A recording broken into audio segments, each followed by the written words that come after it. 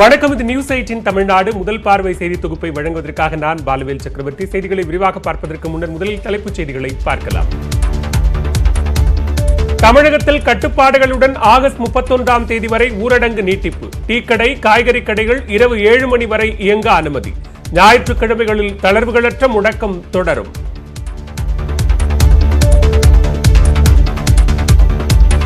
மாவட்டம் விட்டு மாவட்டம் செல்ல இ பாஸ் கட்டாயம். விமானம், ரயில் போக்குவரத்து சேவைகளுக்கு தொடரும் தடை. மால்கள், திரையரங்குகள், நீச்சல் குளங்களும் திறக்கப்படாது.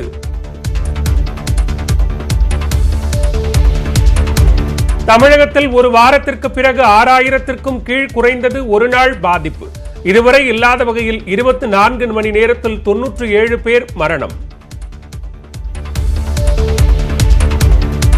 அரசு பள்ளிகளில் இணையவழி வகுப்புகளுக்கான வழிகாட்டு நெறிமுறைகளை வெளியிட்டது தமிழக அரசு.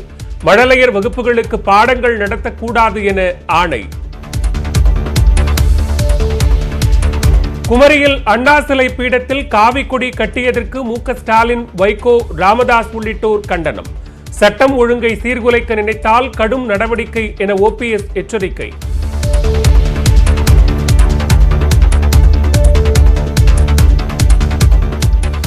பல்கலைக்கழக இறுதியாண்டு தேர்வுகளை ரத்து செய்யும் திட்டம் இல்லை.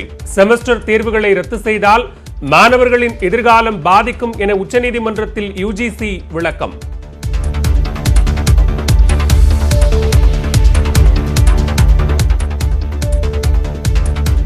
காங்கிரஸ் தலைவர் சோனியா காந்தி தனியார் மருத்துவமனையில் அனுமதி.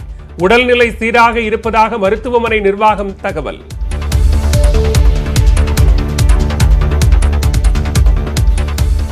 +1 மாணவர்களுக்கான பொதுத் தேர்வு முடிவுகள் இன்று வெளியீடு. காலை 9 மணிக்கு பள்ளிக்கல்வித்துறை இணையதளத்தில் வெளியாகிறது. மத்திய அரசின் புதிய கல்விக் கொள்கைக்கு வரவேற்பு தெரிவித்த குஷ்பு, கட்சியின் கைப்பாவையாக இல்லாமல் உண்மையை கூறியதாக கருத்து. தொடர்ந்து உச்சத்தில் நீடிக்கும் தங்கத்தின் விலை. ஒரு சவரன் 41,000 நெருங்குகிறது. அமெரிக்க அதிபர் தேர்தலை ஒத்திவைக்க வேண்டும் என ட்ரம்ப் ட்வீட். வரலாற்றில் மோசமான தேர்தலாக மாற வாய்ப்பு என கருத்து.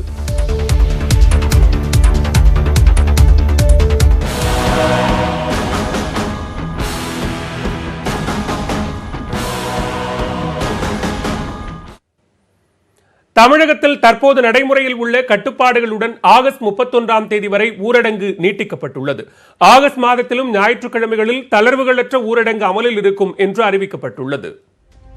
தமிழகத்தில் ஊரடங்கை நீட்டிப்பது தொடர்பாக தலைமைச் செயலகத்தில் மருத்துவக் குழுவுடன் முதலமைச்சர் எடப்பாடி பழனிசாமி ஆலோசனை நடத்தினார். இந்த கூட்டத்தில் கட்டுப்பாடுகளுடன் ஆகஸ்ட் 31ஆம் தேதி வரை ஊரடங்கை நீட்டிக்க முடிவு செய்யப்பட்டது. அதன்படி தற்போது 50% பணியாளர்களுடன் இயங்கும் நிறுவனங்கள் ஆகஸ்ட் மாதத்தில் 75% பணியாளர்களுடன் இயங்க அனுமதி அளிக்கப்பட்டுள்ளது. உணவகங்கள், தேநீர் கடைகளில் 50% இருக்கைகளில் மட்டும் வாடிக்கையாளர்கள் அமர்ந்து காலை 6 முதல் இரவு 7 மணி வரை உணவருந்தலாம்.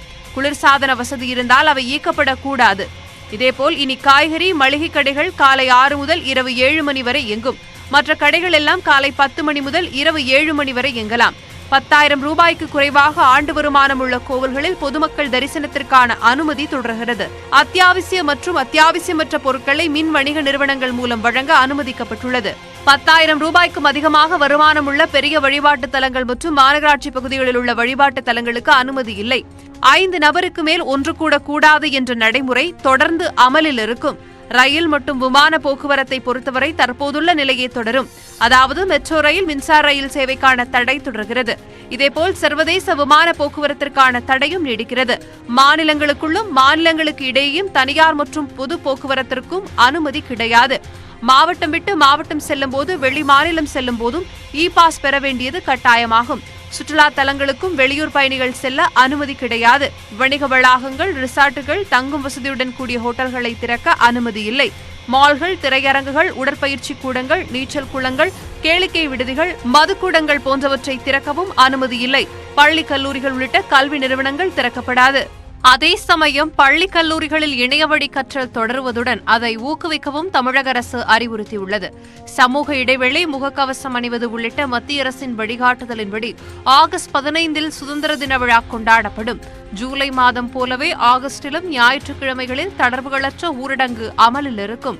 இந்த அனைத்து கட்டுப்பாடுகளுடன் ஊரடங்கு ஆகஸ்ட் 31 நள்ளிரவு 12 மணி வரை நீடிக்கும் என தமிழக அரசு அறிவித்துள்ளது. ஊரடங்கு நீட்டிப்பு தொடர்பாக பொதுமக்கள் மற்றும் மருத்துவர்கள் தெரிவிக்கும் கருத்துக்களை தற்போது பார்க்கலாம்.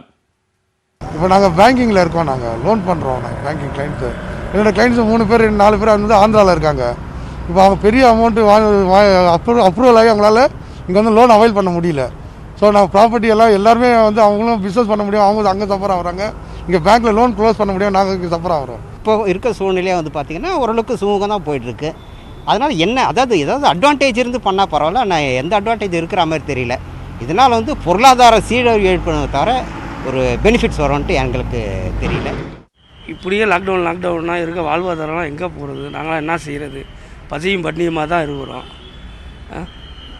ஒன்று பஸ்ஸு விடலாம், கொரோனாவோட காலத்துக்குன்ற ஏதாவது உதவி பண்ணலாம், எதுவுமே கிடையாது. நாங்கள் எதனா தான் செய்ய முடியும்.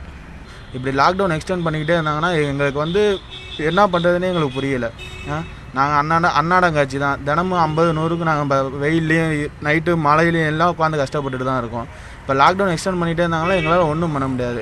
கடன் தொல்லை தான் எங்களுக்கு அதிகமாகிட்டே இருக்கும். நாங்கள் என்ன பண்ணுறது? இப்படி ஒரு நாள் லாக்டவுன், ஃபுல் லாக்டவுன் போகிறீங்க, அதில் மட்டும் கொரோனா என்ன குறையவா போகுது? மிக அதிக தொற்று பாதிப்பு ஏற்படக்கூடாது என்ற எண்ணத்தில் தமிழக அரசு இன்று அந்த முடிவை எடுத்திருக்கிறது. இதுல நம்ம வந்து பொதுமக்கள் ஆகிய நமக்கு சில கடமைகள் உண்டு. கவர்மெண்ட் மாத்திரம் தன் கடமை செய்தா பத்தாது. ஒரு மனிதர்களும் ஒருத்தரும் தனிப்பட்ட முறையில் நீங்க வந்து சுய கட்டுப்பாடை பின்பற்ற வேண்டும். வெளியில வரும்போது தயவு செய்து மாஸ்கை போட்டுக்கோங்க, மாஸ்க் இல்லாம வெளியில வராதீங்க.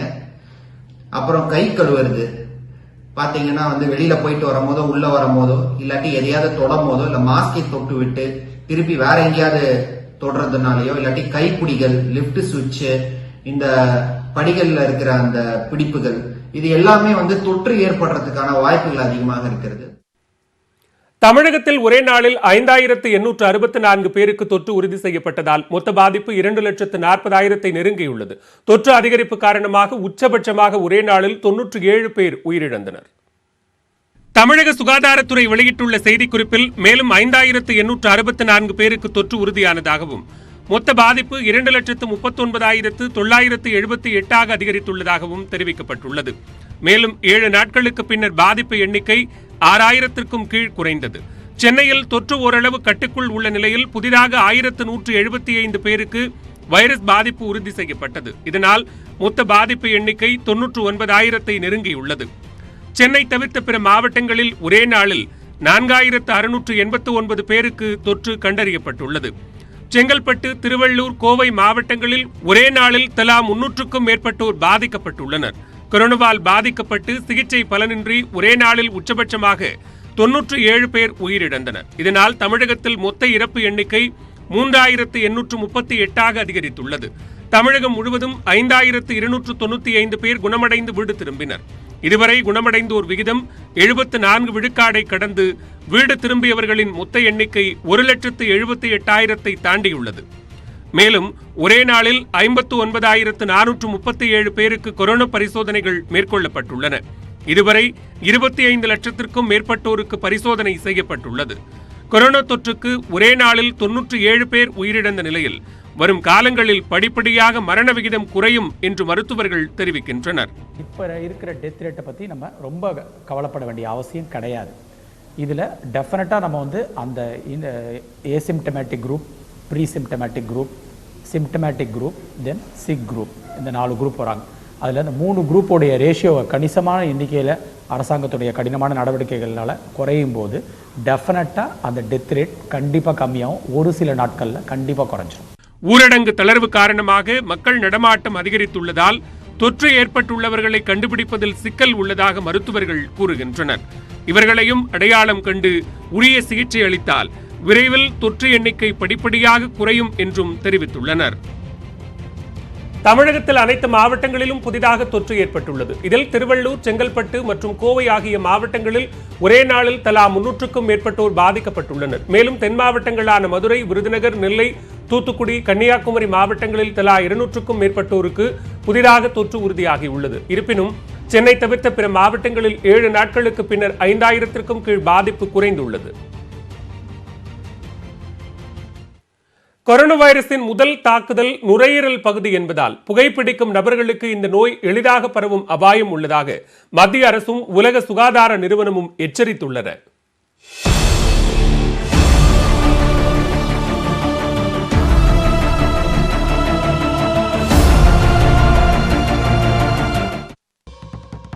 உலகம் முழுவதும் வேகமாக பரவி வரும் கொரோனா தொற்றால் இதுவரை 6.5 லட்சம் பேர் உயிரிழந்துள்ளனர்.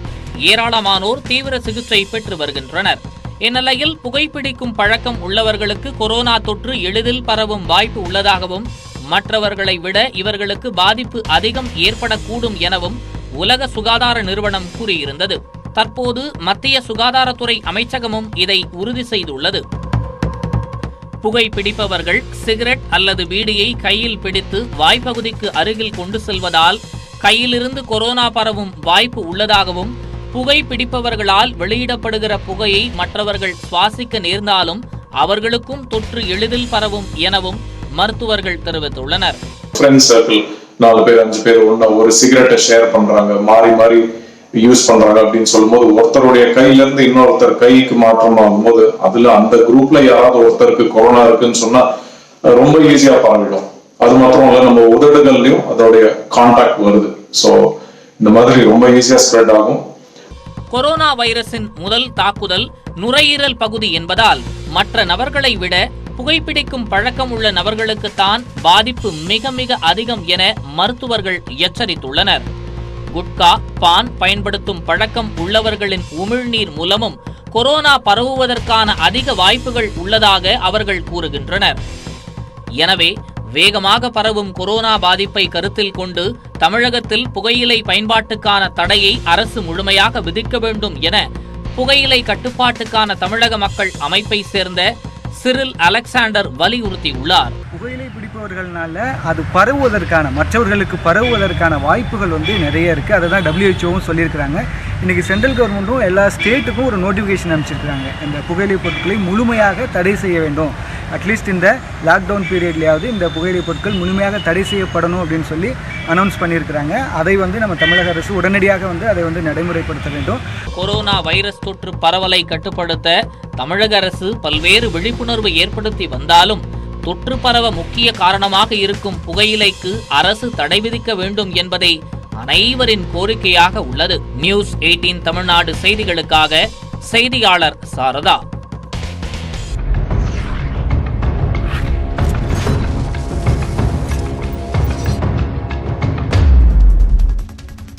தொடர்ந்து விரைவுச் செய்திகளை பார்க்கலாம். மொரீஷியஸில் புதிதாக கட்டப்பட்டுள்ள உச்சநீதிமன்ற கட்டடத்தை பிரதமர் மோடியும் அந்நாட்டு பிரதமர் பிரவீந்த் ஜெகநாத்தும் காணொலி வாயிலாக கூட்டாக திறந்து வைத்தனர். நிகழ்ச்சியில் பேசிய பிரதமர் மோடி கொரோனா பெருந்தொற்றை திறம்பட கையாண்டதற்காக மொரீஷியஸ் அரசுக்கும் மக்களுக்கும் வாழ்த்து தெரிவித்தார். ஜனநாயக அமைப்பின் முக்கிய தூணாக திகழும் சுதந்திரமான நீதித்துறையின் மீது இந்தியாவும் மொரீஷியஸும் மரியாதை கொண்டுள்ளதாகவும் அவர் தெரிவித்தார்.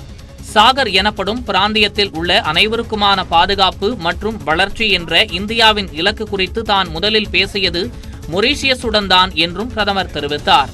இந்திய பெருங்கடல் பிராந்தியத்தில் இந்திய அணுகுமுறையின் இதயமாக மொரீஷியஸ் உள்ளதாகவும் மோடி கூறினார்.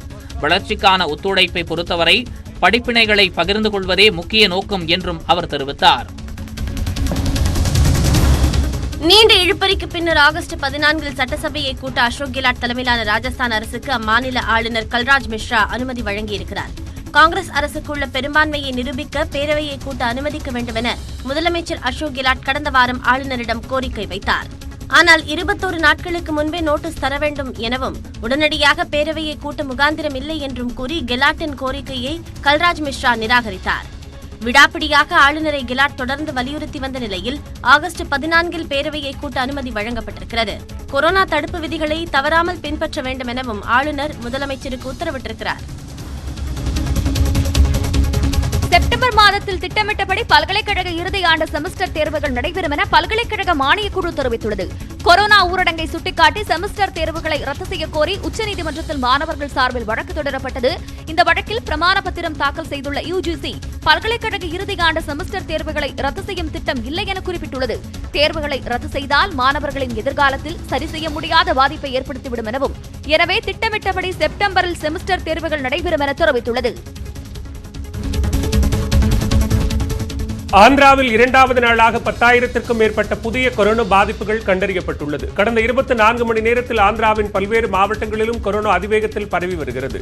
கிழக்கு கோதாவரி மாவட்டத்தில் மட்டும் 24 மணி நேரத்தில் மிக அதிகபட்சமாக 1441 பேர் பெருந்தொற்றால் பாதிக்கப்பட்டுள்ளனர். இதுவரை மகாராஷ்டிரா மாநிலத்தில் மட்டுமே 10,000 தொற்றுக்கள் ஒரே நாளில் உறுதியான நிலையில் ஆந்திர மாநிலத்திலும் 2 நாட்களாக பாதிப்பு எண்ணிக்கை 10,000-ஐ தாண்டி வருகிறது.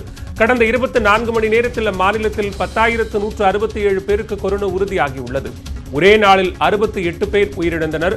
அம்மாநிலத்தில் மொத்த பாதிப்பு 1,30,000 அதிகரித்துள்ளது. டெல்லியை பின்பற்றி தமிழக அரசும் டீசல் விலையை குறைக்க வேண்டும் என்று திமுக தலைவர் மு க ஸ்டாலின் கோரிக்கை விடுத்துள்ளார். இதுகுறித்து தனது ட்விட்டர் பக்கத்தில் பதிவிட்டுள்ள அவர், டீசல் மீதான வாட் வரியை பாதியாக்கி டீசலின் விலையை 9 ரூபாய் வரை குறைத்திருக்கும் டெல்லி அரசின் முடிவை வரவேற்பதாகவும், இதேபோன்று தமிழக அரசும் டீசல் விலையை குறைக்க முயற்சிக்க வேண்டும் என்றும் கேட்டுக் கொண்டுள்ளார். டீசல் விலை குறைப்பு விலைவாசி குறைய உதவும் என்றும், வாழ்வாதாரத்தை இழந்தவர்களுக்கு அரசின் கருணையாக இது இருக்கும் என்றும் ஸ்டாலின் தெரிவித்துள்ளார். காவிரி நீர்பிடிப்பு பகுதிகளில் பெய்து வரும் தொடர் மழையால் ஒகேனக்கலுக்கு நீர்வரத்து அதிகரித்துள்ளது. கர்நாடக மாநிலம் மற்றும் தமிழக காவிரி நீர்பிடிப்பு பகுதிகளில் கடந்த ஒரு வாரத்திற்கும் மேலாக தொடர்ந்து மழை பெய்து வருகிறது. இதனால் தருமபுரி மாவட்டம் ஒகேனக்கலுக்கு நீர்வரத்து அதிகரித்துள்ளது. மேலும் கபினி, கிருஷ்ணராஜசாகர் அணைகளில் இருந்தும் தமிழகத்திற்கு காவிரி ஆற்றில் தண்ணீர் திறந்துவிடப்பட்டுள்ளதால் இன்று காலை நிலவரப்படி ஒகேனக்கலின் நீர்வரத்து 9,000 கன அடியாக அதிகரித்துள்ளது. இதனால் அருவிகளில் செந்நிறத்தில் தண்ணீர் ஆர்ப்பரித்து கொட்டுகிறது.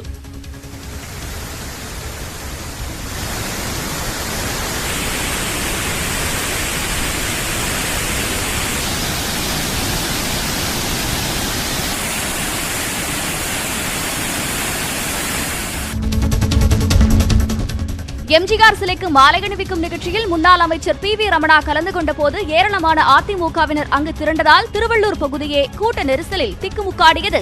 அதிமுகவின் திருவள்ளூர் மேற்கு மாவட்ட செயலராக முன்னாள் அமைச்சர் PV ரமணா அறிவிக்கப்பட்டார். இந்நிலையில் திருவள்ளூரில் உள்ள எம்ஜிஆர் சிலைக்கு மாலை அணிவிக்க அவர் வந்தபோது நூற்றுக்கணக்கான அதிமுக தொண்டர்கள் சமூக இடைவெளியின்றி அங்கு குவிந்தனர். கட்சி நிர்வாகிகள் ஒருவருக்கொருவர் முண்டியடித்துக் கொண்டு நின்றதால் அந்த வழியாக வந்த 108 ஆம்புலன்ஸிற்கு வழி கிடைக்காத அவல நிலை ஏற்பட்டது.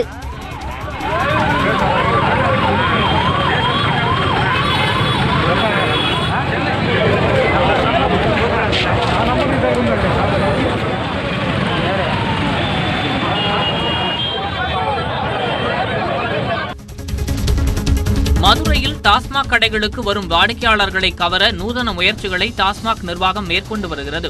கொரோனா காலத்தில் தமிழகத்திலேயே அதிகமாக மதுபானம் விற்பனையாகும் மாவட்டமாக மதுரை உள்ளது. ஊரடங்கில் விலக்கு அளிக்கப்பட்டு டாஸ்மாக் கடை திறக்கப்பட்ட போது நாள் ஒன்றுக்கு 4 கோடி ரூபாய் வரை விற்பனை நடைபெற்ற நிலையில் பின்னர் இது படிப்படியாக குறைந்தது. இதற்கு கொரோனா பரவல் அதிகரிப்பும் ஒரு காரணமாக பார்க்கப்படுகிறது. இதனை உணர்ந்த டாஸ்மாக் நிர்வாகம் வாடிக்கையாளர்களின் அச்சத்தை போக்க மதுரையில் கடை முழுக்க லேமினேஷன் செய்துள்ளது. இந்த நூதன முயற்சிக்கு மது குடிப்போர் இடையே நல்ல வரவேற்பு கிடைத்துள்ளது.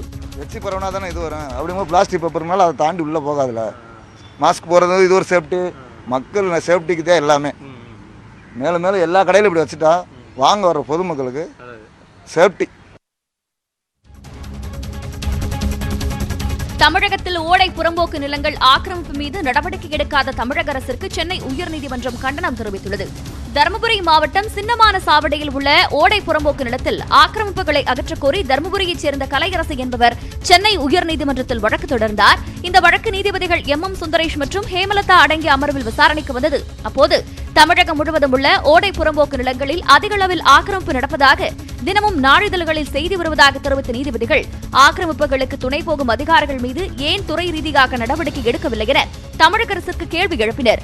நீர்நிலைகள் ஆக்கிரமிப்பு தொடர்பாக நீதிமன்றம் பல உத்தரவுகளை பிறப்பித்தும் ஏன் இதுவரை எந்த நடவடிக்கையும் மேற்கொள்ளவில்லை என கேள்வி எழுப்பிய நீதிபதிகள் ஓடை புறம்போக்கு நிலங்களில் உள்ள ஆக்கிரமிப்புகளை அகற்ற எடுத்த நடவடிக்கைகள் தொடர்பாக 4 வாரத்தில் அறிக்கை தாக்கல் செய்ய உத்தரவிட்டனர். 7 ஆண்டுகள் அல்லது அதற்கும் குறைவான தண்டனைகள் பெறும் குற்றங்களில் ஈடுபடும் குற்றவாளிகளை தகுந்த ஆதாரம் இல்லாமல் கைது செய்யக்கூடாது என்று தமிழக டிஜிபி ஜே.கே. திரிபாதி உத்தரவிட்டுள்ளார். சாத்தான்குளம் தந்தை மகன் உயிரிழந்த விவகாரம் நாடு முழுவதும் தமிழக காவல்துறைக்கு எதிரான பெரும் சர்ச்சையாக உருவானது.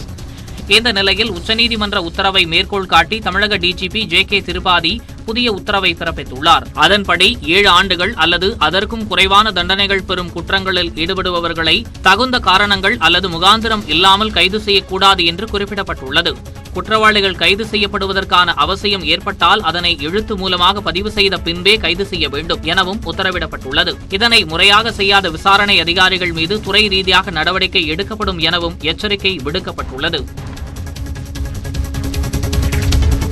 பொறியியல் படிப்பிற்கு விண்ணப்பித்துள்ள மாணவர்கள் நாளை முதல் ஆகஸ்ட் 20ஆம் தேதி வரை சான்றிதழ்களை இணையதளத்தில் பதிவேற்றம் செய்யலாம் என அறிவிக்கப்பட்டுள்ளது.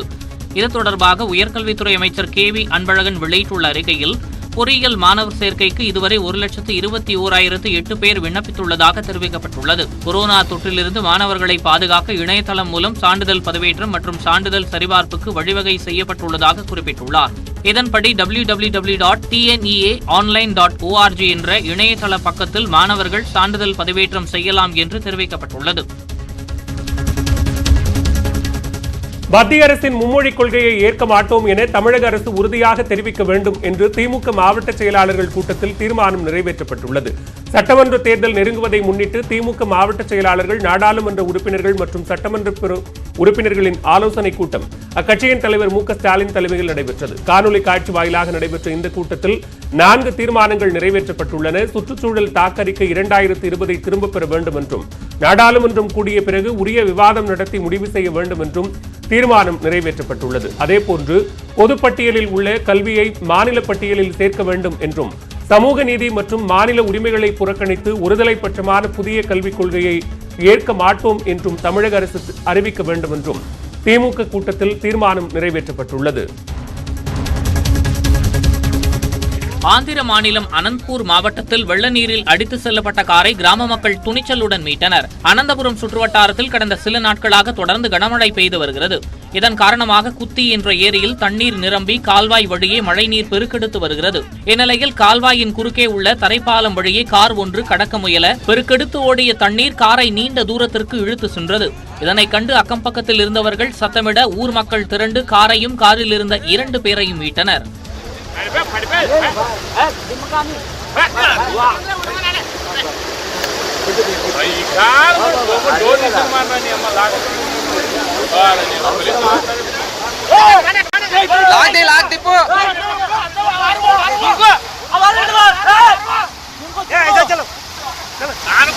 అనవసరం కదా పోవడం, వాడు ఆ లోతున్నాడు ఎక్కువ.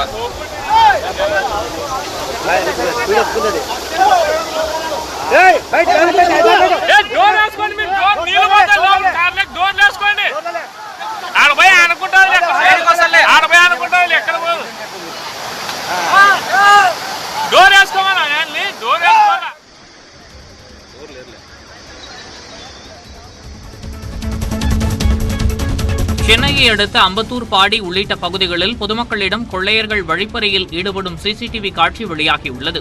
பாடி டிவிஎஸ் நகரை சேர்ந்த வெங்கட்ராமன் என்பவர் அம்பத்தூர் தொழிற்பேட்டையில் உள்ள தனியார் நிறுவனத்தில் பணியாற்றி வருகிறார். இவர் இரவு பணி முடித்துவிட்டு இருசக்கர வாகனத்தில் வீடு திரும்பிக் கொண்டிருந்தார். பாடி பிரிட்டானியா கம்பெனி பகுதியில் வந்தபோது அங்கிருந்த 3 பேர் கத்தியால் தாக்கி அவரிடமிருந்த 20,000 ரூபாய் பணத்தை பறித்துச் சென்றனர்.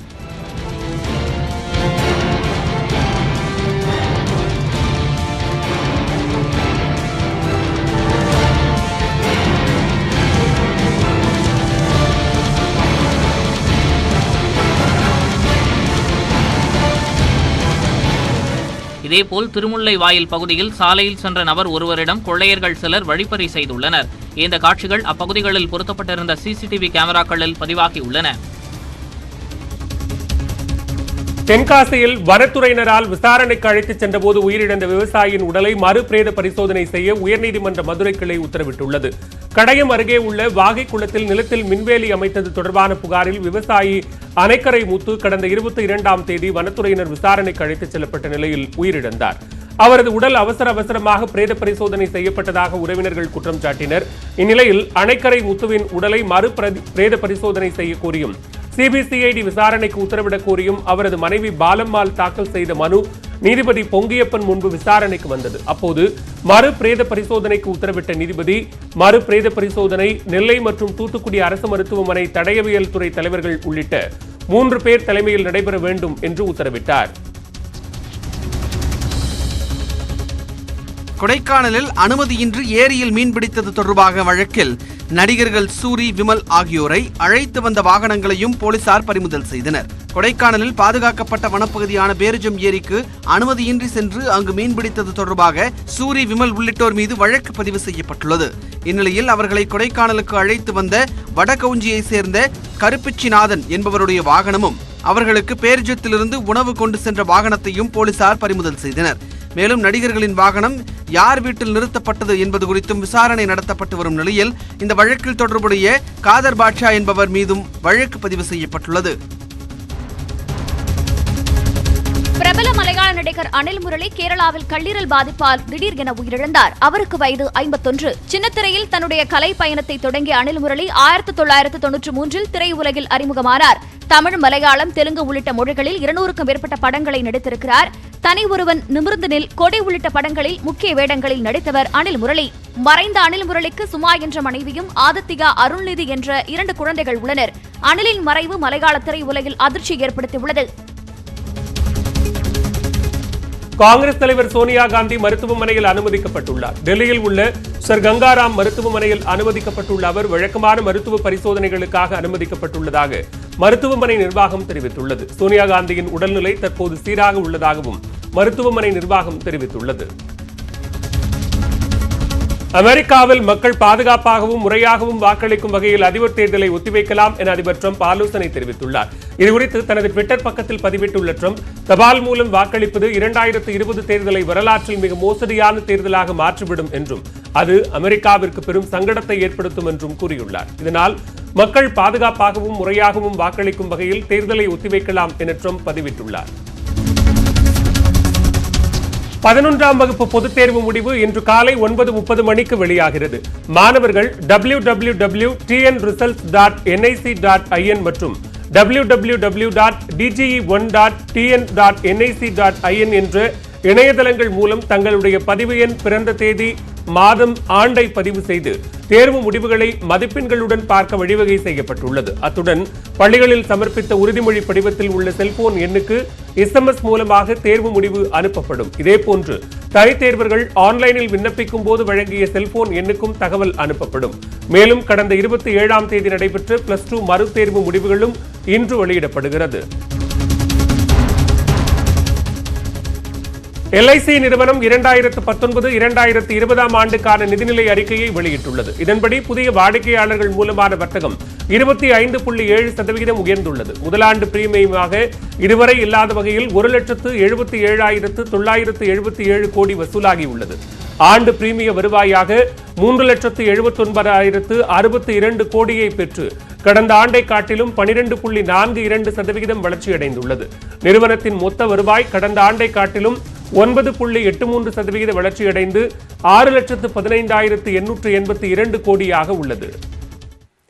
நாட்டிலேயே முதன்முறையாக உரிமை பங்கு விற்பனை மூலம் ரிலையன்ஸ் குழுமம் ஜூன் மாதம் நிறைவடைந்த காலாண்டில் 53,124 கோடி ரூபாயை திரட்டியுள்ளது. ஜூன் மாதத்துடன் நிறைவடைந்த காலாண்டு நிதி அறிக்கையை ரிலையன்ஸ் குழுமம் வெளியிட்டுள்ளது. அதில் நிதி சாராத நிறுவனங்களில் உரிமை பங்கு விற்பனை மூலம் உலகில் மிக அதிக தொகையை ஜியோ குழுமம் திரட்டியிருப்பதாக தெரிவிக்கப்பட்டுள்ளது. மேலும் ரிலையன்ஸ் குழுமத்தின் அங்கமான ஜியோ பிளாட்ஃபார்ம்ஸ் நிறுவனத்தின் பங்குகளை கூகுள் மற்றும் Facebook உள்ளிட்ட 13 நிறுவனங்கள் வாங்கியதில் 1,52,056 கோடி ரூபாய் நிதி திரட்டப்பட்டதாகவும் பெருமிதத்துடன் தெரிவிக்கப்பட்டுள்ளது. இக்காலாண்டில் ரிலையன்ஸ் குழுமம் 1,929 கோடி ரூபாய் வருவாயை ஈட்டியுள்ளதாகவும் கொரோனா நெருக்கடிக்கிடையிலும் காலாண்டு நிகர லாபம் 30.6% அதிகரித்துள்ளதாகவும் தெரிவிக்கப்பட்டுள்ளது. கடந்த ஆண்டு இதே காலகட்டத்தை விட 13,248 கோடி ரூபாய் முதலீடு ஈட்டியுள்ளதுடன் ரொக்க லாபமும் 16.7% அதிகரித்து 18,893 கோடி ரூபாய் ரொக்க லாபம் கிடைத்துள்ளது. இதேபோன்று ஜியோ இன்ஃபோகாம் நிறுவனத்தின் வாடிக்கையாளர் எண்ணிக்கை 39 கோடியே 20 லட்சமாக அதிகரித்துள்ளதுடன் காலாண்டில் 2,520 கோடி ரூபாய் நிகர லாபத்தை ஜியோ ஈட்டியுள்ளதாகவும் தெரிவிக்கப்பட்டுள்ளது. இதுகுறித்து கருத்து தெரிவித்துள்ள ரிலையன்ஸ் குழும அதிபர் முகேஷ் அம்பானி, இந்திய மற்றும் உலகளாவிய பிரபல நிறுவனங்களுடன் இணைந்துள்ளதன் மூலம் 130 கோடி இந்தியர்களின் தேவைகள் நிறைவு செய்ய பாடுபடுவோம் என்றும், இந்தியாவின் டிஜிட்டல் வளர்ச்சிக்கு தலையாய பங்கு வகிப்பதில் கவனம் செலுத்துவோம் என்றும் தெரிவித்துள்ளார். மேலும் பல்வேறு செய்திகளை விரிவாக பார்க்கலாம். ஒரு சிறிய இடைவேளைக்கு பிறகு நடிகர் சரத்குமார் பயன்படுத்தும் செல்போன் எண்ணிற்கு அவர் பயன்படுத்தும் அதே எண்ணிலிருந்து அழைத்து மோசடியில் ஈடுபட்ட நபர் மீது போலீசில் புகார் அளித்துள்ளார். சரத்குமாரிடம் அவர் எண்ணிலேயே போன் செய்து மோசடியில் ஈடுபட்டது யார், எதற்காக அப்படி செய்தார்? தன் நண்பன் திறந்தாழ்ந்து போயிட்டானே வருத்தப்பட்டு இருக்காரு தவிர உங்களை அவர் எதிரியா நினைக்கல. ஒரு நண்பன் அவர் சரியா இருக்காரு, நீங்க தான் தப்பாயிட்டீங்க. இது வரைக்கும் நான் என்ன தப்பு பண்ணாலும் எங்க ஐயா பார்வையால தான் மிரட்டுவார தவிர ஒரு நாள் கூட கை நீட்டதில்ல. நீங்க என்ன அடிச்சதுக்கு அப்புறமும் இந்த வீட்டு வாசல மிதிக்கிறேன்னா அது மாமான்ற உறவுக்கு மரியாதை கொடுத்துதான். அகில இந்திய சமத்துவ மக்கள் கட்சியின் நிறுவன தலைவரும் நடிகருமான சரத்குமார் சென்னை கொட்டிவாக்கத்தில் குடும்பத்துடன் வசித்து வருகிறார். கடந்த சில நாட்களாகவே தமிழகத்தில் உள்ள முக்கிய தலைவர்கள், விஐபிக்களுக்கு சரத்குமார் எண்ணிலிருந்து அழைப்பு சென்றுள்ளன. சம்பந்தப்பட்டவர்கள் திருப்பி அழைத்து சரத்குமாரிடம் விசாரித்துள்ளனர். அப்போது தான் போன் செய்யவில்லை என்றும், தனது எண்ணிலிருந்து தெரியாமல் அழைப்பு சென்றிருக்கலாம் என்றும் சரத்குமார் கூறியுள்ளார். இப்படி பலர் சரத்குமாரை அழைக்க தொடங்கியதால் அவர் குழப்பமடைந்தார். அந்த சமயத்தில்தான் அந்த மர்ம நபர் சரத்குமார் பயன்படுத்தி வரும் அதே எண்ணிலிருந்து அவருக்கே போன் செய்துள்ளார். கோவையிலிருந்து அசோக் பேசுகிறேன் என அறிமுகம் செய்து கொண்டு பேசிய இளைஞரிடம், தனது எண்ணிலிருந்து பேசும் நீங்கள் யார், எனது எண்ணில் எப்படி பேசுகிறீர்கள் என்று சரத்குமார் கேட்டுள்ளார். கோயம்புத்தூர்ல இருந்து பேசுறேன்.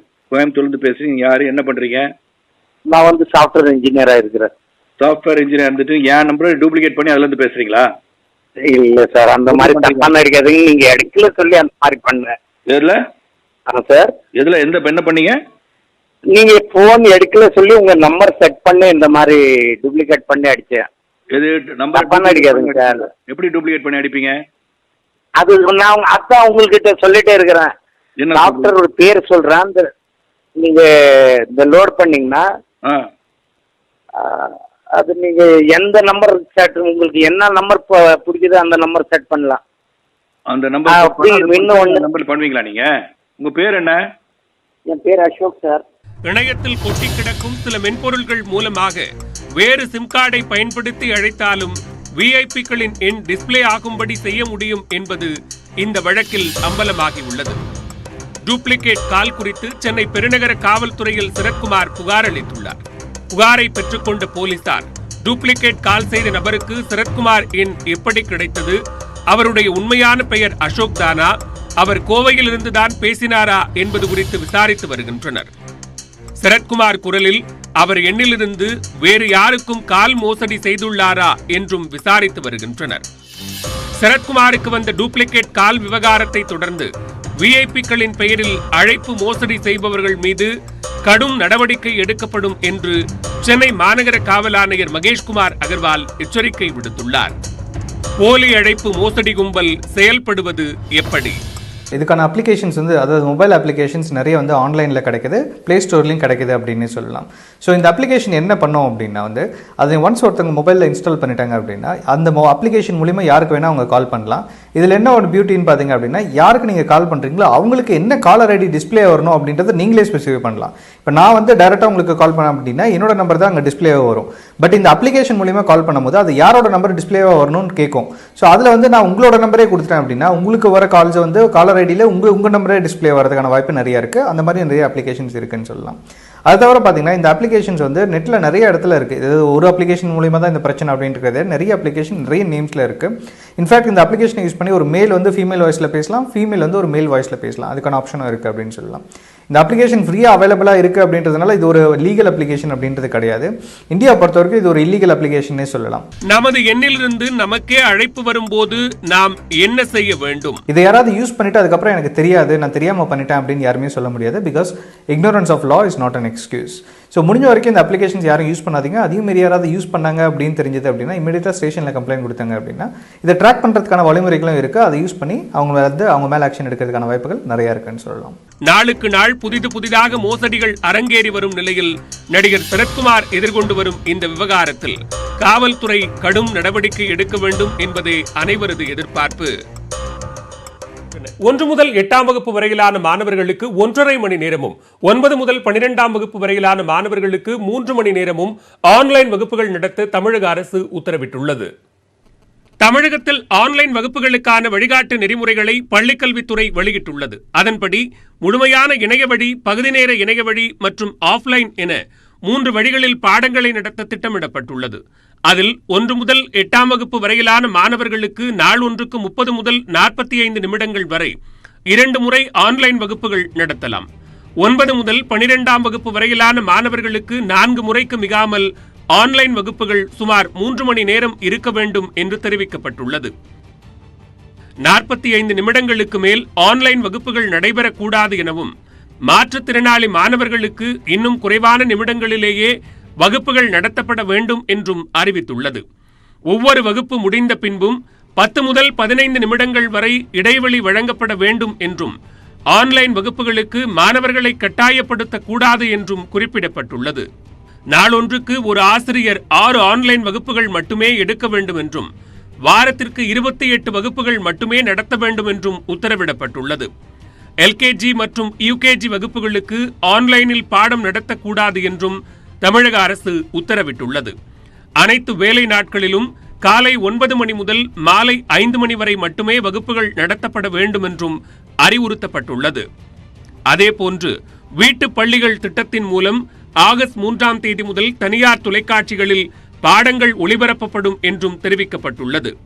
மாணவர்களுக்கு சிறிய அளவிலான உடற்பயிற்சியும் அளிக்கப்பட வேண்டும் என்றும், தனியார் பள்ளிகள் ஆன்லைன் கல்விக்காக ஆசிரியர் ஒருவரை ஆலோசகர்களாக நியமிக்க வேண்டும் என்றும் உத்தரவிடப்பட்டுள்ளது. இது மட்டுமின்றி தமிழக அரசின் eLearn, tnschools.gov.in, கல்வி தொலைக்காட்சி.com, TNSC-ERT யூடியூப் சேனல் ஆகிய இணையதள பக்கங்களில் வீடியோ பாடங்களை மாணவர்கள் படிக்கலாம் என அறிவிக்கப்பட்டுள்ளது. ஆன்லைன் கல்வியால் குழந்தைகள் மனரீதியாக பாதிக்கப்படுகிறார்களா என்பதை பெற்றோர்கள் கண்காணிக்க வேண்டும் என்றும், மாணவர்கள் பயன்படுத்தும் மின்னணு சாதனங்களையும் கண்காணிக்க வேண்டும் என்றும் தமிழக அரசு அறிவுறுத்தியுள்ளது.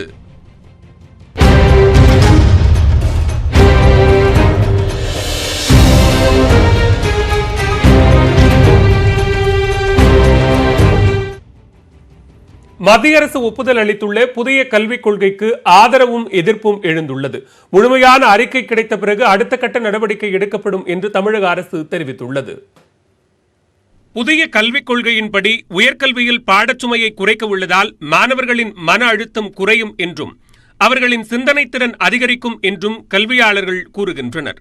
இருப்பினும் 3, 5 மற்றும் 8ஆம் வகுப்புகளுக்கு பொதுத் தேர்வு நடத்தினால் இடைநிற்றல் அதிகரிக்கும் என்றும் கவலை தெரிவிக்கின்றனர். 3, 5, 8ஆம் வகுப்புகளுக்கு ஒரு தேசிய அளவிலான ஒரு ஆணையம் ஒரு தேர்வை நடத்தும் அப்படின்னு சொல்லியிருக்காங்க. இப்போ கடந்த ஆண்டு 12ஆம் வகுப்பு தேர்வு நடந்ததுங்க, பொதுத் தேர்வு. அந்த பொதுத் தேர்வில் கிட்டத்தட்ட 32,000 மாணவர்கள் விடுபட்டாங்க. அவங்க திரும்ப தேர்வு எழுதுங்கன்னு அப்ளிகேஷன் கொடுத்த போது 250 பேர் தான் எழுதுனாங்க. ஒரு தமிழ்நாட்டுக்குள்ளார இருக்கிற பாடத்திட்டத்தில் 12ஆம் வகுப்பு மாணவர்கள் 4% பேருக்கு படிப்பின் மீதும் தேர்வின் மீதும் பயம் இருக்குன்னா, 3ஆம் கிளாஸ் படிக்கக்கூடிய மாணவருக்கு தேசிய அளவிலான ஒரு அசஸ்மெண்ட் அப்படிங்கிறது கூட பொதுத் தேர்வு கிடையாது, ஒரு அசஸ்மெண்ட் கூட நேஷனல் லெவலில் இருக்கும் அப்படின்னா அதை எதிர்கொள்ளக்கூடிய பக்குவம் இந்த மாணவர்கள்ட்ட, சின்ன குழந்தைங்கள்ட்ட இருக்குமா அப்படின்னு தெரியல. புதிய கல்விக் கொள்கையின்படி மாணவர்களுக்கு பாடம் நடத்த ஆசிரியர்களுக்கு பயிற்சி தேவைப்படுவதாக மத்திய மனிதவள மேம்பாட்டு அமைச்சர் ரமேஷ் பொக்ரியால் கூறியுள்ளார். கல்லூரிகளிலும் பல்கலைக்கழகங்களிலும் பிஎட், எம்எட், PhD படிப்புகளை வழங்கும் துறைகளை இடமாற்றம் செய்ய இலக்கு நிர்ணயித்துள்ளதாகவும் அவர் தெரிவித்துள்ளார். இதனிடையே 8ஆம் வகுப்பு வரை பொதுத் தேர்வு மற்றும் மும்மொழிக் கொள்கை தேவையற்றவை என பாமக இளைஞரணி தலைவர் அன்புமணி கூறியுள்ளார். பெரும்பாலான திட்டங்கள் மொழி திணிப்பையும் அடித்தட்டு மக்களிடமிருந்து பள்ளிக் கல்வியை பறிப்பதையும் நோக்கமாக கொண்டிருப்பதாகவும் சாடியுள்ளார். தேசிய கல்விக் கொள்கையில் ஏழை எளிய மாணவர்களுக்கு உயர்கல்வியை எட்டாக்கணியாக்கும் முயற்சி நடைபெறுவதாக திமுக MP கனிமொழி ட்விட்டரில் பதிவிட்டுள்ளார். நாட்டின் GDPயில் 6% கல்விக்கு ஒதுக்கப்படுவது வரவேற்கத்தக்கது என்று கூறியுள்ள மக்கள் நீதி மய்யம் தலைவர் கமல்ஹாசன், சுகாதாரத்துறையையும் அதேபோன்று தயார்படுத்த வேண்டும் என்று கூறியுள்ளார். மத்திய அரசின் புதிய கல்விக் கொள்கையை வரவேற்பதாக காங்கிரஸ் கட்சியின் தேசிய செய்தி தொடர்பாளர் குஷ்பு ட்விட்டரில் பதிவிட்டுள்ளார். மேலும் புதிய கல்விக் கொள்கையில் தனது நிலைப்பாடு கட்சியிலிருந்து வேறுபடுவதாகவும் அதற்காக ராகுல் காந்தியிடம் மன்னிப்பு கேட்பதாகவும் கூறியுள்ள அவர், ரோபோ அல்லது கைப்பாவையாக இருப்பதை விட தான் உண்மையை பேசுவதாகவும் விளக்கம் அளித்துள்ளார். 5ஆம் வகுப்பு வரை தாய்மொழியில் கல்வி கட்டாயம் என்ற அம்சம் வரவேற்புக்குரியது என கவிஞர் வைரமுத்து தெரிவித்துள்ளார். புதிய கல்விக் கொள்கையில் கலைக்கு முக்கியத்துவம் தரப்பட்டுள்ளது மகிழ்ச்சி அளிப்பதாக பிரபல பின்னணி பாடகி ஆஷா போஸ்லே பதிவிட்டுள்ளார். இந்நிலையில் புதிய கல்விக் கொள்கை குறித்த முழுமையான அறிக்கை கிடைத்த பின்னர் முதலமைச்சருடன் ஆலோசித்து நடவடிக்கை குறித்து முடிவெடுக்கப்படும் என பள்ளிக்கல்வித்துறை அமைச்சர் செங்கோட்டையன் தெரிவித்துள்ளார். ஒப்புதல் அளிச்சிருக்காங்க. அந்த டீடைல் ரிப்போர்ட் ஸ்டேட்டுக்கு வந்ததுக்கு பிறகு சிஎம்மோட வந்து டிஸ்கஸ் பண்ண முடியாது. நாம ஒரு டிசிஷன் எடுக்க முடியாது. வந்ததுக்கு பிறகு ஆகஸ்ட் 3ஆம் தேதி புதிய கல்விக் கொள்கை குறித்து முதலமைச்சர் எடப்பாடி பழனிசாமி ஆலோசனை நடத்தவிருப்பதாகவும் அமைச்சர் செங்கோட்டையன் கூறினார். கன்னியாகுமரி மாவட்டம் குழித்துறையில் அறிஞர் அண்ணா சிலை பீடத்தில் காவிக்கொடி கட்டப்பட்ட சம்பவம் சர்ச்சையை ஏற்படுத்தியுள்ளது.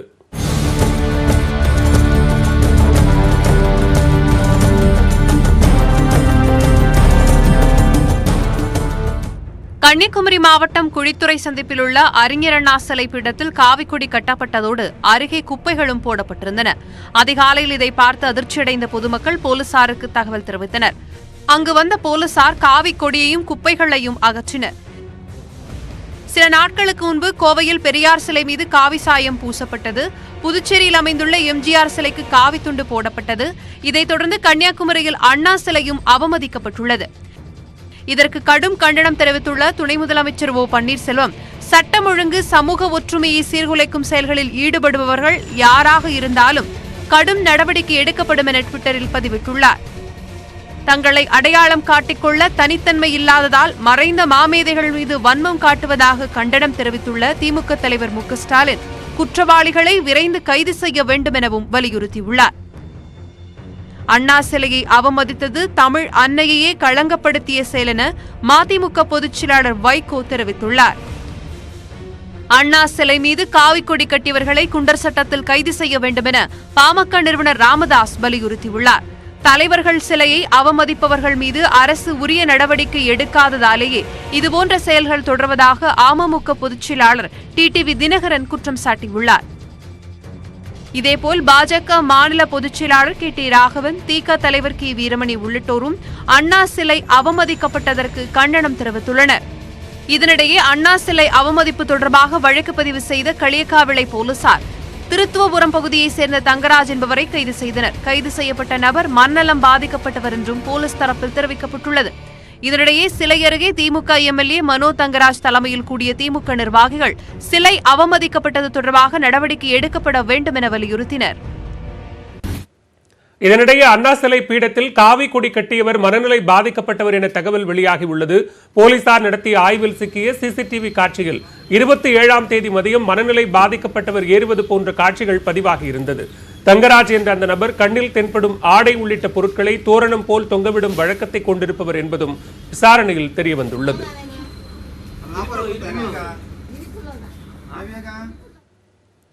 மறைந்த தலைவர் எம்ஜிஆரின் புகழ் இன்றைக்கும் நிலைத்திருக்க அவர் கடவுள் மீது வைத்திருந்த நம்பிக்கை என பாஜக மூத்த தலைவர் சி பி ராதாகிருஷ்ணன் கூறியுள்ள நிலையில் அதனை அமைச்சர் ஜெயக்குமார் மறுத்துள்ளார். மறைந்த முதல்வர் எம்ஜிஆர் அவர்களுடைய புகழ் இன்றைக்கும் இந்த மண்ணிலே நிலைத்திருக்கிறது என்று சொன்னால் அவர் தெய்வத்தின் மீது கொண்டிருந்த நம்பிக்கையும் ஒரு காரணமாகும் என்பதை யாராலும் மறுக்க இயலாது. முகாம்பிகை கோயிலுக்கு அவர் சென்று வந்ததிலிருந்து தமிழ் மண்ணில் ஆன்மீக கருத்துக்கள் மீண்டும் ஆழமாக வேரூன்றுவதற்கு அடித்தளமாக அமைந்ததை யாராலும் மறுக்க இயலாது. மக்கள்கிட்ட எம்ஜிஆருடைய ஃபிலாசபியை நாங்கள் சொல்கிறோம் தத்துவங்களை, அண்ணாவுடைய ஃபிலாசபி நாங்கள் சொல்கிறோம் தத்துவங்களை, அம்மாவுடைய ஃபிலாசபி தத்துவம் நாங்கள் சொல்கிறோம். அந்த மாதிரி மக்கள்கிட்ட நீங்கள் எடுத்துன்னு போங்க புரட்சி தலைவரை பற்றி. மக்கள் ஆதரவு கொடுத்தா நல்ல விஷயம். பட் அதை விட்டுட்டு அவங்க செஞ்சாங்களான்னு எனக்கு தெரியாது. ஆனால் அவர் சொல்கிறதால சொல்கிறேன், ஏன் இதை போல் செயல்களுக்கு யாரோ செஞ்சதுக்கு அவர் ஏன் போய் இதுக்கு வக்காலத்து வாங்க வேண்டிய அவசியம் அவருக்கு இருக்குது? அதான் என்னுடைய கேள்வி. மேலும் பல்வேறு செய்திகளை விரிவாக பார்க்க. சென்னையில் தனியார் மருத்துவமனை ஒன்றில் கொரோனா சிகிச்சைக்காக 16 லட்சம் ரூபாய் பில் போடப்பட்டதாக புகார் எழுந்த நிலையில் நியூஸ் 18 செய்தி எதிரொலியாக சம்பந்தப்பட்ட மருத்துவமனையில் சுகாதாரத்துறை அதிகாரிகள் விசாரணை நடத்தினர். சென்னை சூளைமேட்டை சேர்ந்த போக்குவரத்து ஊழியர் கடந்த 15 நாட்களுக்கு முன்பு நோய் தொற்று காரணமாக நியூ ஆவடி சாலையில் உள்ள தனியார் மருத்துவமனையில் அனுமதிக்கப்பட்டார். அனுமதிக்கும் போது 5 லட்சம் ரூபாய் செலவாகும் என மருத்துவமனை தரப்பில் தெரிவித்ததாக கூறப்படுகிறது. இதனால் 5 லட்சம் ரூபாய் கட்டிய நிலையில் நோய் பாதிப்பு சரியாகிவிட்டதாகவும், ஆனால் இதயத்தில் பிரச்சனை இருப்பதால் வேறு மருத்துவமனைக்கு கொண்டு செல்லுமாறு மருத்துவர்கள் தெரிவித்துள்ளனர். மேலும் மொத்தமாக 16 லட்சம் ரூபாய் பில் வந்துள்ளதாகவும், மீதம் உள்ள 11 லட்சத்தை உடனடியாக கட்டுமாறும் மருத்துவமனை நிர்வாகம் தெரிவித்ததாக புகார் எழுந்துள்ளது. ஆனால் முதலில் 5 லட்சம் என கூறிவிட்டு 16 லட்சம் கேட்பது ஏன் என போக்குவரத்து ஊழியரின் உறவினர்கள் வாக்குவாதத்தில் ஈடுபட்டனர். தொடர்ந்து செய்தியாளர்களிடம் பேசிய போக்குவரத்து ஊழியரின் மனைவி இந்த விவகாரத்தில் தமிழக அரசு நடவடிக்கை எடுக்க வேண்டும் என்று கோரிக்கை விடுத்தார். ஒரு நாளைக்கு ஏதோ ஒரு 50,000 ரூபாய்க்குள்ளதான் ஆகும்னு சொன்னாங்க. அந்த நம்பி காப்பாத்திடலாம், அந்த இதெல்லாம் நீங்க எடுத்துட்டு வாங்க காப்பாத்திடலான்னு சொன்னாங்க. அதை நம்பி தான் இங்கே சேர்த்தோம்.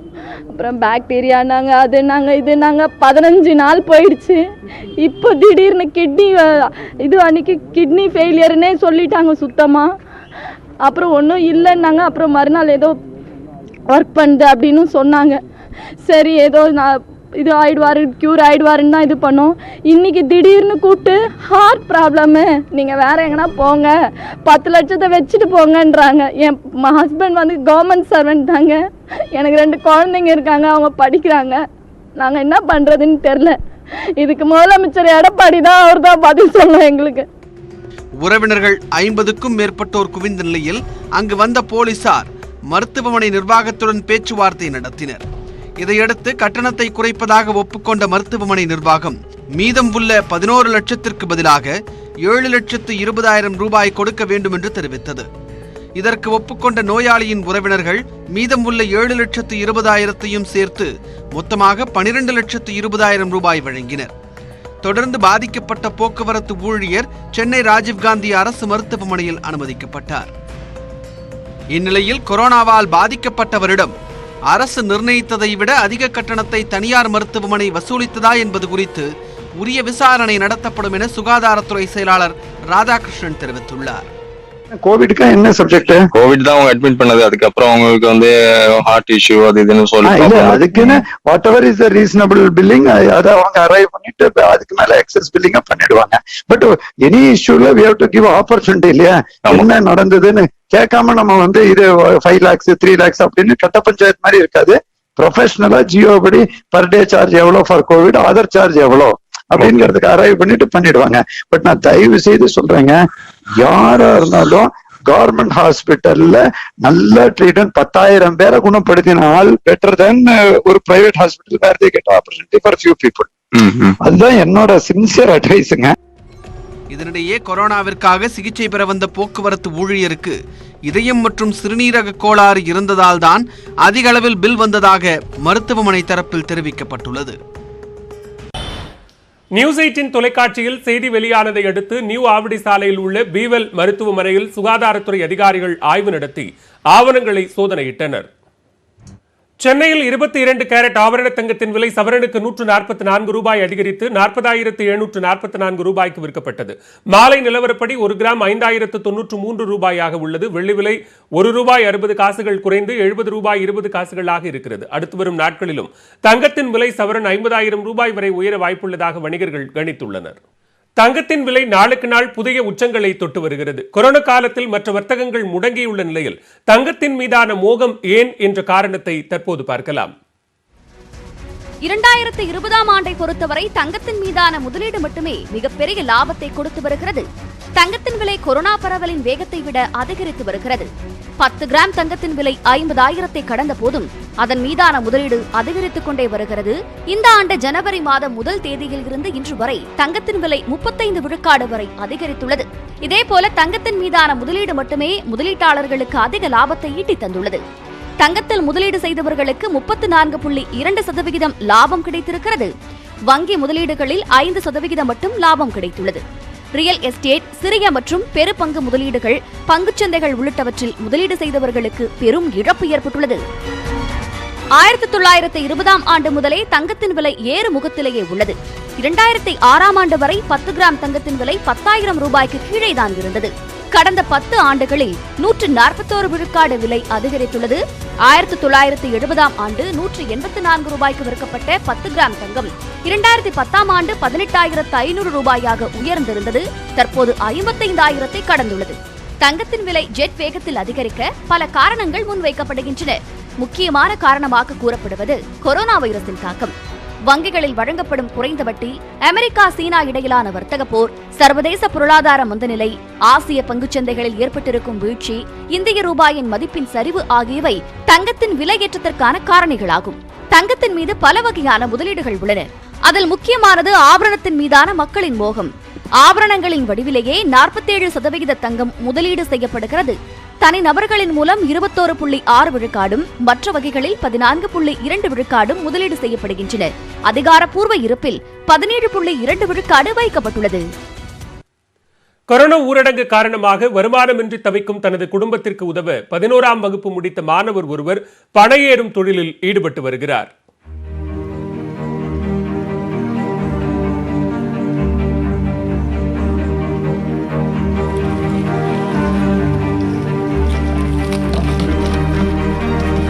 தூத்துக்குடி மாவட்டம் கங்குளம் அருகே அரசன் குளத்தை சேர்ந்த உப்பு வியாபாரி பாலகிருஷ்ணனின் மகன் பெருமாள் 11ஆம் வகுப்பை முடித்துவிட்டு பள்ளி திறப்பிற்காக காத்திருக்கும் இந்த 17 வயது சிறுவன்தான் குடும்ப பாரத்தை தனது தோளில் சுமந்து வருகிறார்.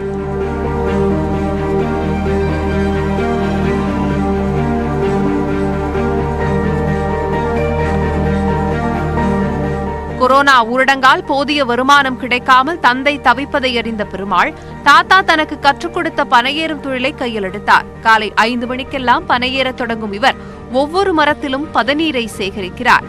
இவருக்கு உதவி செய்பவர் 8ஆம் வகுப்பு படிக்கும் தங்கை கண்ணகி.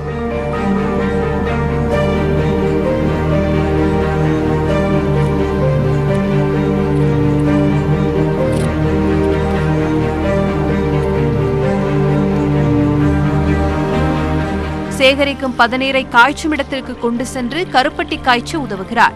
தயார் செய்யும் கருப்பட்டியை விற்பதன் மூலம் நாள்தோறும் குடும்பத்தை நடத்துவதற்கு தேவையான பணம் கிடைப்பதாக கூறுகிறார் பெருமாள்.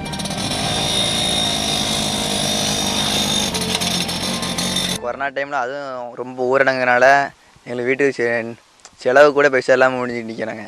செலவு பைசா இல்லாமல் எங்கள் அப்பா கூப்பிட்ட வேலைக்கும் இந்த உப்பு வியாபாரம், எங்கள் அம்மா மண் வெட்டுற வேலையும், அதுவும் பாதி நாள் பைசா ஏறைய முடிஞ்சுட்டு இருந்தாங்க. வயசு நாள்னே ஏற முடிஞ்சுட்டு இருந்தாங்க. அதனால் அந்த வீட்டு கஷ்டத்தை முடிஞ்சு என்னால் என்ன செய்ய முடிஞ்சிட்டு இருந்தேன். என்ன நினச்சேன், எங்கள் தாத்தா ஏறின பணைய தொழில் இருக்குல்ல, அதான் நம்மகிட்ட எல்லாம் இருக்க, அதை வச்சு நம்ம ஏறும். தினம் ஒரு 5 லிட்டர் 6 லிட்டர் பயணி இறக்கி காய்ச்சி தினம் 1 கிலோ வீட்டு கிடச்சி அதை சேர்த்து வச்சு மொத்தமாக விற்பனை செஞ்சு நாங்கள் வீட்டு செலவுக்கு எடுத்துக்கிட்டோம். பள்ளி திறக்காததால் அண்ணனுக்கு உதவி செய்வதாக கூறும் கண்ணகி இதனால் குடும்பமே மகிழ்ச்சியாக இருப்பதாக கூறுகிறார். கொரோனா லீவால் வீட்டில் சும்மா இருந்ததுனால எங்கள் அண்ணன் பனையேறுவான். அதனால் நான் 5:30க்கு எங்கள் அண்ணன் கூட எஞ்சி வந்து எங்கள் அண்ணன் ஒத்தையிலேறதுனால அது கூட நானும் சேர்ந்து ஹெல்ப் பண்ணுவேன். ஹெல்ப் பண்ணச்சில வீட்டுக்கும் கொஞ்சம் பைசாக்காண்டி நானும் கூட எங்கள் அண்ணன் கூட சேர்ந்து உதவுவேன். உதவிட்டு காலையில் எங்கள் அண்ணன் பனையேறி பயணியறைக்கு தருவான். நாங்கள் அதை வீட்டில் கொண்டு போய் அதை காய்ச்சி கருப்பட்டியாக்குவோம். கருப்பட்டியாக்கி நாங்கள் விற்று சந்தோஷமாக இருக்கோம். குடும்ப கஷ்டத்தை போக்க மகன் செய்து வரும் பனையேறும் தொழிலால் ஓரளவு குடும்பம் நிம்மதியாக இருப்பதாக கூறுகிறார் அவரது தாய் கோசலை. ஒரு பையன் 3 பொண்ணு, ஒரு ஆள் தான் சம்பாத்தியம் பண்ணுறாங்க. உப்பு வியாபாரம் பார்க்காங்க. அதை வச்சு எங்களுக்கு சம்பாத்தியம் பண்ண முடியாதனால என் பையன் அவங்க தாத்தா வந்து பனையேறினாங்க. அந்த பனையத்து தொழிலை என் பையன் வீட்டு கஷ்டத்தை அறிஞ்சு பனையாறு தான் வாங்கிட்டு வந்து அதை பயணி காய்ச்சி கருப்பட்டி ஆக்கி டெய்லி வீட்டு செலவுக்கு 200-300க்கு ஓடிக்கிட்டு இருக்கு. குடும்ப வறுமையினால உழவும் தொழிலை செஞ்சுக்கிட்டு இருக்கோம். குடும்பத்திற்கு உதவி செய்வதற்காக உயிருக்கு ஆபத்தான தொழிலை செய்து வரும் இந்த மாணவர் உண்மையில் பாராட்டுக்குரியவரே. நியூஸ் 18 தமிழ்நாடு செய்திகளுக்காக ஒளிப்பதிவாளர் பொன்மணியுடன் நெல்லை செய்தியாளர் சிவமணி.